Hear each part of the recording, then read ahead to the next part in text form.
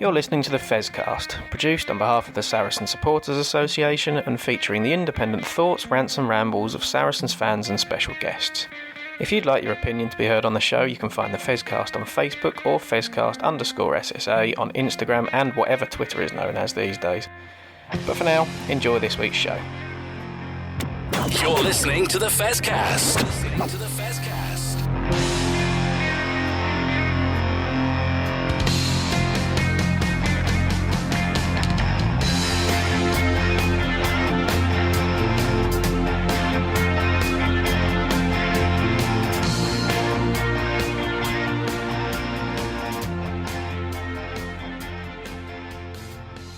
Well, hello everybody and welcome to our next edition of the Fezcast. Joining me tonight is Duncan. It's just you and I tonight, Duncan. But yeah, had a good weekend. I mean, you were at the game on Friday night, weren't you?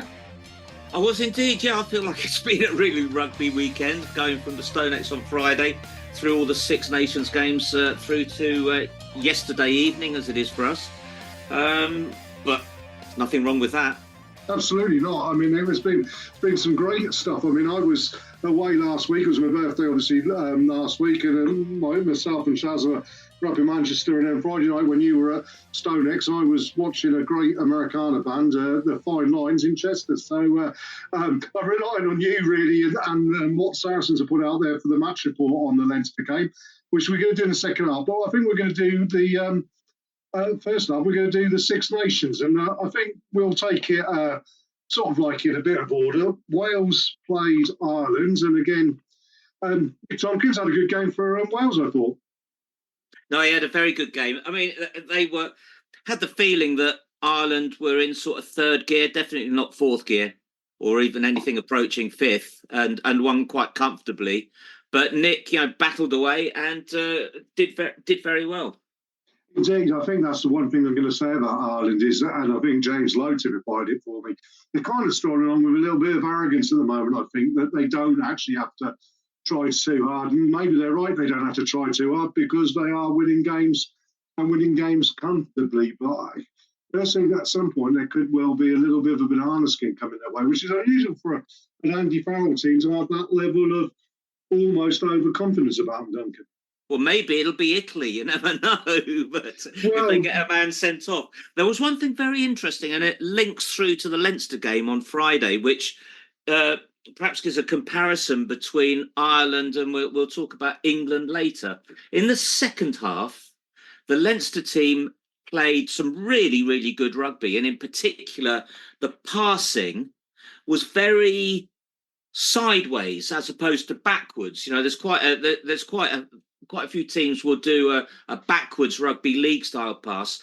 The Leinster team, very quick hands, going very quickly along the line.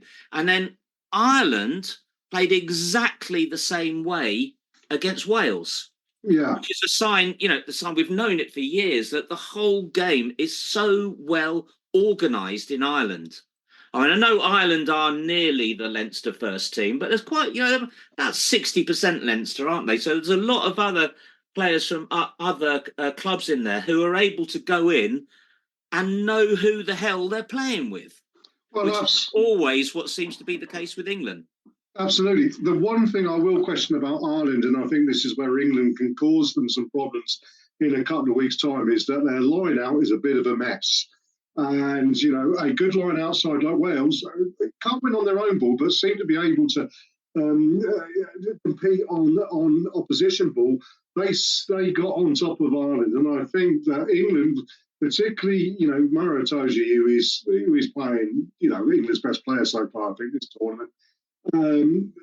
Ollie Chesham, does George Martin come in? Even Roos, they're all good line-out operators, and I think that's one place where Steve Borthwick, as a second like himself in his day, they'll look at that and think there's somewhere where they can really get a toehold against Ireland. I do think that Ireland's line-out did go to absolute pot on Saturday. Yeah, and we know if you can't win your line out and your scrum, then you're in real trouble, no matter how good your backs are. But on the other hand, they might sort it out. Well, indeed, I mean that's the other point you make as well. The scrummaging. Andrew Porter has got some huge problems. He's a fabulous player. He's brilliant around in the loose, he's almost another blindside flanker almost for Ireland in that position. But at scrum time, he gets exposed. And Dan Cole, playing for England on the weekend, who I thought was one of England's better players, he really, he can really cause Andrew Porter problems. So, we're going to talk about England against Scotland in a minute, but, I don't think it's all doom-laden. And of all the teams out there, I think England have got two areas where they can really attack Ireland in a couple of weeks' time. Yep, and they'll need it. But I'm not quite as optimistic as you. I mean, shall we go on to England? Yeah, I think so. I think part of the problem is that as England supporters, our patience has worn thin over the last 4 or 5 years, isn't it? So Steve Borthwick's come in, and there's not a huge well of patience left there anymore. Which I think that's actually ridiculous, because I'll tell you for why. Because number one, everybody moaned like anything that England were playing a boring, turgid style of rugby that got them to the semi-final of the World Cup. And let's be honest about it, very, very nearly the final of the World Cup, and you never know what would have happened there. So that's number one. Steve Borthwick did that. Horses, of course, he's had an awful lot of older players there. He's come into this tournament. And, I reiterate back what I said last week about the training session and everything. This is a team that is developing. It's a team in evolution, and they're bringing through some young players. Now, the two aspects of the game is defence and attack, okay? And it's going to take some time for players to bed in and get used to it. Felix Jones has come out and said it. When he took over South Africa's defence, it took 15, 16, 17 games for them to totally lock in to what he wanted. It's not a short process. It's not an easy, quick fix. This is them coming in now and saying, right, we'll have this ready for 4 years' time. So, one, I think we should be cutting them some slack in defence in that way. Two, in attack, again, I could see against Scotland, particularly, first 5 minutes, we go out and we score a fabulous try. George Burbank got a fabulous try. Beautiful run from Elliot Daly. In the outside centre channel, popped it up, scored a try. And there was a direction there. And I could see a way that they were going to play. And England tried to play that. The problem was they couldn't catch the bloody thing. And at the end of the day, they gave Scotland 3 opportunities. And Scotland, with the best winner in the world at the moment, in Duhan van der Merwe, took those opportunities. He was superb. He was superb. I mean, I thought the defence was fine. It was okay. I will question defence on one thing, is that one of Duhan van der Merwe's tries came from George Burbank dropping the ball, Hugh Jones picking up, who's another fine player for Scotland, and just exploiting that, and BDM ran the outside of Ben Earl, and Ben wanted to watch that again. The other 2 tries came from, because the problem we've got in defence is, while they're learning it, you've got Henry Slade, who's either leading it, but leading it far too quick and not being aware of what's around him. And he's just creating holes for defences to go through. Now, a lot of the times, if it's close in defence, when Maro Itoje's leading it, it's perfect, it's fine. Around the ruck, they're getting up, they're timing it brilliantly, they're making their things. When the ball goes a little bit wider at the moment, if you've got one player who goes a bit gung-ho, and I'm afraid to say it's been Henry Slade every time so far, then those opportunities arise. Second half, I think they got hold of that, and actually someone probably had a word and said, let's just go a little bit slower, and we won't leave the gaps. And Scotland didn't score a try after, 45 minutes, wasn't it? Well, that's why I thought the defence was all right. But the problem was in attack. I mean, I felt it was a lot more than 3. Why were, so many passes just going to somebody who wasn't expecting it? And that Sam Warburton was very interesting on the Sunday night, and actually was saying the same as many other pros were saying, that the attack is a mess. And he showed many, many cases of where there should have been an opportunity to go forward quickly, and England would pass the ball 10 metres backwards and then have to run like hell and fight hell just to get back to the gain line. And then there were other places where he was shown where people were just in clusters. players were in clusters when they should have been organised and spread out. Well, And ready to go forward. And the question mark for me, and I don't want to go more than saying it's a question mark, is that he's not a tremendously experienced coach, Steve Borthwick. And Leicester played that way that got England to the semi-final with a huge amount of help from the draw. And now, we've got Richard Wigglesworth as well, fantastic servant for Saracens, but we played the old kick chase way, and suddenly they've got to do what Sam Warburton says is by far the most difficult job, which is to get the attack in place. Well, again, we need to mention Lord Voldemort here, haven't we? He who shall not be named. And I think, putting my critical head on, the one player England missed in that game was a certain bloke who we've seen doing his fitness videos along the beach in wherever he is on holiday, and that's Mr. Farrell. And, this is the one thing I'm going to say, okay? England have put a lot of youngsters in, and I actually think the youngsters did pretty well. And second half, when Ben Spencer came on, who's not necessarily a youngster, but inexperienced in international cap level, he came on, things looked a lot better. Ben Smith came on, he was trying things. And again, there were younger players out there who tried things. George Fairbank tried things. And I haven't got a problem with players trying things. If it doesn't come off, they learn from it, whatever. Well, Danny Kerr had 5 minutes excellent and then blew up. George Ford had an absolute shocker of a game and was abysmal.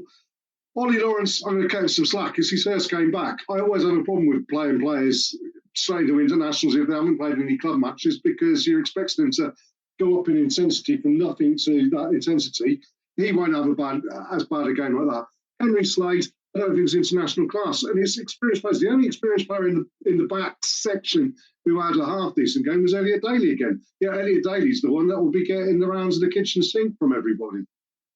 Well, when young players come on, there's always a sense of hope. I'm afraid I'm not as optimistic as you about the end of the game. I felt that the players realised that the attack wasn't working, so they started kicking it and kicking it away when they needed to catch up. It was, I don't want to. In a way, I don't want to carry on about it because I don't want to be tremendously negative about England. And you may be right. Maybe they'll come out in the next couple of games and be really good. I certainly hope so. Well, that's the thing. And I mean, you look at the next two games, and I do think that there is an element against Ireland. You can't go gung-ho in attack. So I think we may revert to a more pragmatically based game. And that's horses and courses. That's how you do it. I mean, nobody's expecting us really to beat Ireland. Although we're at home, we've got a puncher's chance. And I think there's two areas of the game where we exploit it. France is It could be worse. It could be worse. Indeed. Well, we'll talk France now because... we're going to play France last up. And, last year, France put zillions of points on us at Twickenham. This year, I mean, I'd love to say they're a one-man team, but it's fairly obvious that they're a three-man team. And now they've got no Aldery, no Dupont, and no Entomac. They look absolutely rudderless. The interesting thing is they're relying now on their really big men. And you take out Anthony Dupont, and they brought in Pasolo Tuilagi, who actually, I said to you on the WhatsApp, I've been watching him for years at Perpignan, and he's fantastic. And he started to show glimpses of his club form with a couple of little darts through and fending off men at ease. And I think he will become a world-class international player. But with him and certain others, they're relying on those big men now, whereas before... they were just a complete team, weren't they? Doing fantastic flair stuff. And that's what seems to be happening. Well, I absolutely. I mean, I've got a little bit of a problem with Tuilagi because I think, you're right. He's a fabulous player. He's got huge potential. He's only 19 years old. He's not 20 until July. But the problem there is that as a 19-year-old, he came into that side and he was one of the first forwards to be substituted out on 45 minutes. So a 19-year-old second row, athletic second row, you wouldn't have expected the 19-year-old Cameron Wackey not to last 70 minutes at least in the game. Especially when he was punching holes. He was punching holes. Maro Itoje, you expect him to go 80 minutes. He's a fit beast. Pat Byrne for Ireland is a fit beast. He does the full 80 minutes, unless he's getting yellow carded, of course. And he does play. He plays 80 minutes for Perpignan. Yeah. Despite, however many hundredweight he is. I just think you look at Antonio, he's a lump. He's just a lump. That's all he is. And actually, the Italian Lucet, who was having a bit of a torrid time because he's giving away 45 kilos, actually stayed in the fight. And when Antonio ran out of steam on about 36 minutes, he was happy. He got on top. And France are just a weird beast. I mean, I cannot believe a team becomes this poor so quickly on the back. Let's look at Ireland and France. Both expected to be in the World Cup final. Both went out of quarter-final stages. Both choked to a certain extent in those quarter-finals. One team's reacted and said, "Okay, we'll learn from that. We'll get better." And one team's gone backwards like a rate of knots. It is strange, isn't it? And to be fair, it did take a man to be sent off to give Italy that bit of space. But then, boy, they grabbed it. Oh, what? I mean, everybody who wasn't French was just rooting for them right at the end, wouldn't they? It would have been so good to see them win that game. And the way that it was lost, of course, was both extraordinary. The ball was blown off the tee in a stadium with the roof on, and then the French team charged down a penalty and put him off. But I tell you what, the most significant result of the weekend was probably not in the Six Nations. It was Italy under-20 beating France under-20, which means in the past few weeks, Italy under-20 have beaten France, Scotland and Wales and had a very narrow defeat against Ireland. So I did say in an earlier edition that maybe it was this season or next season that we'll see a breakthrough from Italy. That was wildly optimistic, I think, but it's coming. Oh, well, undoubtedly so. And I think you can see with the Quesada coming in as the new coach that they really are developing and reaping the benefits of that youth system coming through. And I do think, Carvisi was superb for me, and actually when you're talking about attack, the way that they were attacking with players looping and finding gaps. And when you got someone like Capuzzo, a proper will-o'-the-wisp player, very much like Shane Williams used to be for Wales, or those smaller players, Jason Robinson, going back even further for England. I see an awful lot there, and I'd be a little bit worried if I was Wales, and I'm not entirely convinced that Scotland won't. Will have to work very hard in Rome as well. So all interesting. That will be interesting because, give Italy a bit of space and they're fantastic. Yeah, indeed. They're not quite, especially can't remember his name. They've got one big forward and he's injured at the moment. So they don't manage to create the space so well. But Scotland, against Scotland, the way that Scotland play, that could be one heck of a game. Yeah, well, the thing with Scotland is, and we saw it again from Finn Russell, he did 2 or 3 good things and then he spent 60 minutes seemingly uninterested.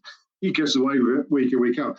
The other interesting result on the weekend, though, internationally, and we'll finish there, is the England A game against Portugal at Leicester, and that was a cricket score, wasn't it? 91 for 5. Yes, I thought it might be the Portugal A team, but it wasn't. It was the Portugal B team they were playing, who were pretty semi-pro. So a little bit of a meaningless game, although it's always nice to nearly score a ton. Yeah, absolutely. And Ollie Hartley obviously getting his chance on that level. Duncan, let's finish there on that. We'll have a break and then we'll come back and do the Saracens parish news, shall we? You're listening to the Fezcast.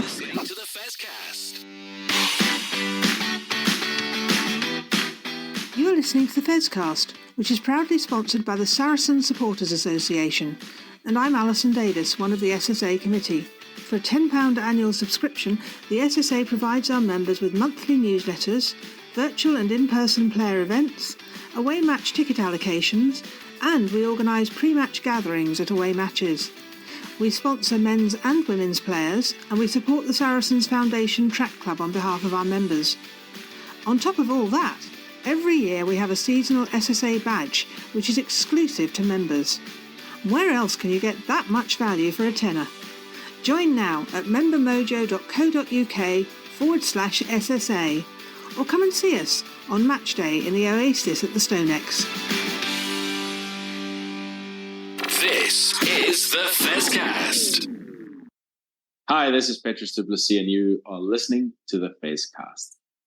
Well, welcome back to part two of the Fezcast this week. I'm Jez, I'm with Duncan, discussing all things, well, there's all Six Nations, but now Saracens. And before we go into the games and everything, you wanted to have a quick word about the fans forum, didn't you? Yes, just to say that there is a Saracens fan forum, which many of you may have heard of, and the members of it are very keen for people to get in touch with them if they've got something that people want passing through to the club. I'm a member myself as the local area representative, and I have to say I'm very impressed with the way the club run it, and it's very effective, and a lot of views are fed through to the club. So I'd urge you to Google Saracen Supporters Forum, which should hopefully take you to a page on the club's website where you see the list of people who are on the forum, what particular special groupings they represent, like there's one for disabled supporters, one for families, etc. And you'll see everybody's contact details.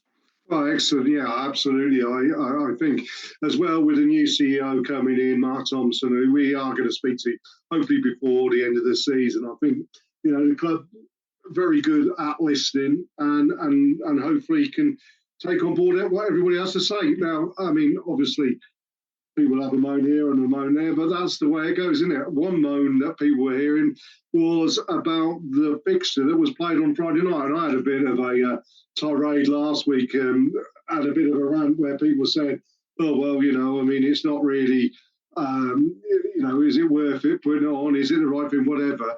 I didn't go to the game, obviously, but you did, Duncan. But reading about the reports and seeing the YouTube stuff and everything that's gone out, it looks like a thoroughly worthwhile match and a thoroughly entertaining match. Really, really enjoyable. There is one difficult issue. It was that Friday night because of the demands of Leinster, but I totally understand why the people who live a lot further away from the ground than I do find it difficult to get to. The other side of the coin is that I just love those games when you go there and they're under the lights from the off, and it adds to the enjoyment of the occasion, which was really, really good fun. A little bit of a game of two halves, which I've got this suspicion is down to the fact that most of our players have been on holiday and don't have another competitive game for another 4 weeks. So there's every reason why they might not be at top fitness. So we saw the first 20, 30 minutes very much in Saracens' favour, with Theo McFarland being totally brilliant. People might have seen the clip of one of his tries where he was given a little bit of a difficult pass to pick up, and he did that Theo thing of just sticking out his hand about 4 miles, and the ball stuck to it. And he gets it back and scores a try, which is so Theo McFarland. And he's quick as well. Yeah, he's like Inspector Gadget, Turbo Inspector Gadget, isn't he? I mean, I suppose that's the thing, isn't it? We're coming into this game after a sizable break, and it's going to be like pre-season. And yeah, the lads have been away on holiday. A few of them have probably been supping a couple of cold ones or whatever. And the club have always been very good at allowing the players to do that, knowing full well that when they come back, they're going to work hard.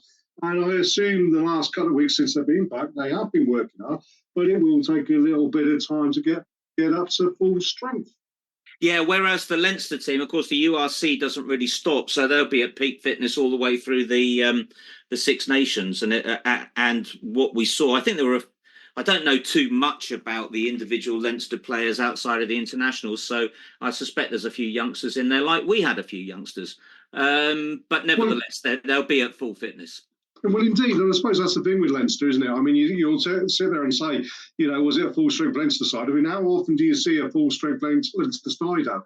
Mainly, you see it in European competition, and maybe when they play Munster or when they play Edinburgh or one of the top teams. But if they're going out against, a lower side in, Connaught Mountains, these are the lads that will be playing for Leinster. So actually, for us, coming off of that break to put that puts us, if we were in the URC, that very much puts this team at that higher level of that competition, doesn't it?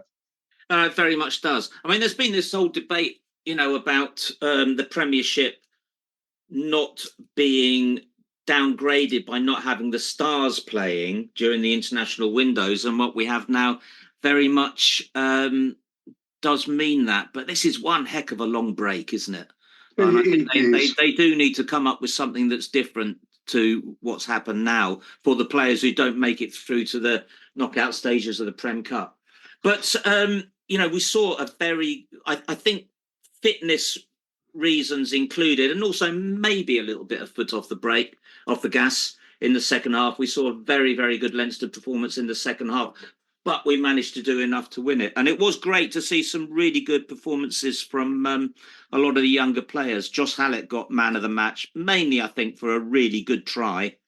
That's how he managed to edge out Theo McFarland. But a lot of good performances. Callum Hunter-Hill came on and immediately seemed to be grabbing his knee and then have to be helped off the pitch. And everybody was going, oh, no, not again. It turned out to be an HIA, and he was back on in 2 minutes, so that was all right.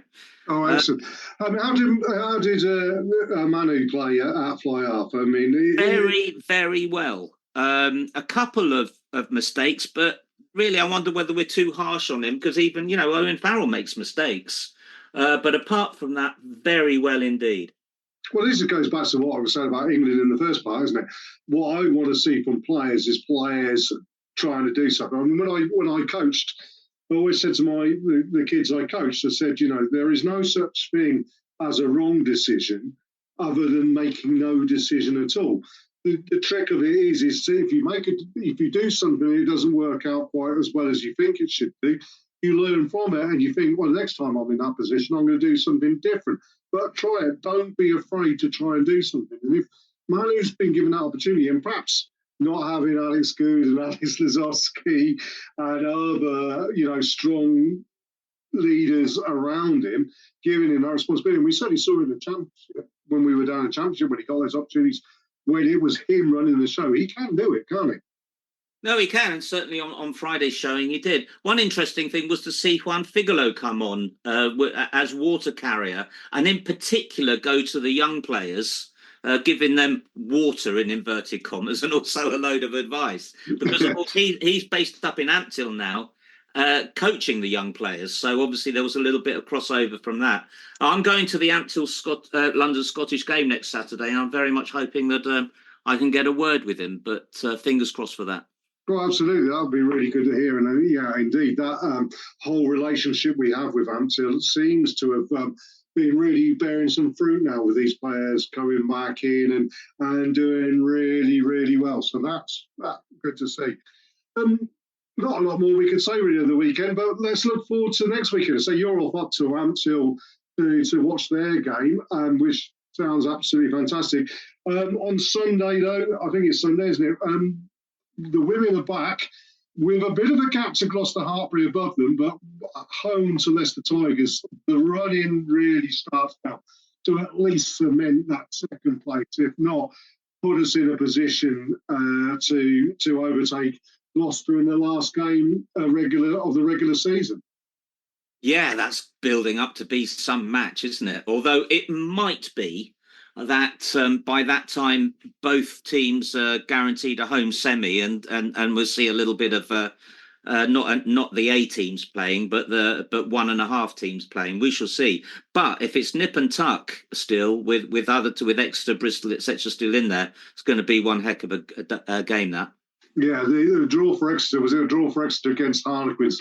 Certainly helps us a little bit there, didn't it? But yeah, I mean, the thing to say is, if you can get along to Stonex on Sunday, I mean, do so. I know the girls and the club and everything were really happy with the 3,000 people who were able to get to the Harlequins game and create such a great atmosphere. And as there's no men's rugby on, there's no Six Nations rugby on. If you are in the locale and you can afford £10 a ticket, I think it is, and a £5 car parking, again, we cannot stress enough the women's team deserve us. And if you can get along, do get along. Yeah, I talked about the break. You know, if people can get behind the women, then there are matches all through this long break, and they are great. And in many ways, the pressure is on the team now because they have to keep winning these games to hopefully get into that position of having a guaranteed home semi at the end. Yeah, absolutely. Well, look, let's do it.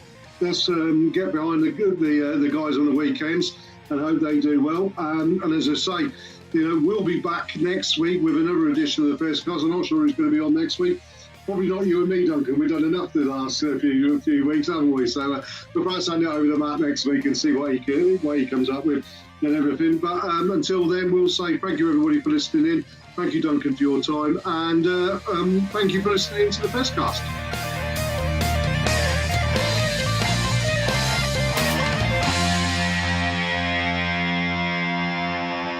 This is the Fezcast.